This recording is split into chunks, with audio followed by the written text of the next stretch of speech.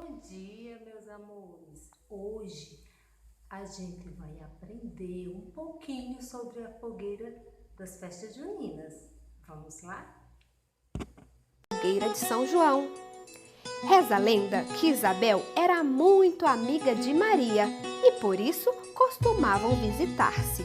Uma tarde, Isabel foi à casa de Maria, mãe de Jesus, e contou-lhe que em breve nasceria seu filho, que se chamaria João Batista. Maria então perguntou: "Como poderei saber do nascimento dessa criança?" "Vou acender uma fogueira bem grande. Assim você poderá vê-la de longe e saberá que João nasceu. Mandarei também erguer um mastro com uma boneca sobre ele." Isabel cumpriu a promessa.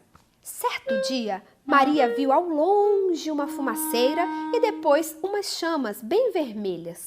Foi então à casa de Isabel e encontrou o menino João, um bebezinho lindo e tão fofinho que nasceu exatamente no dia 24 de junho.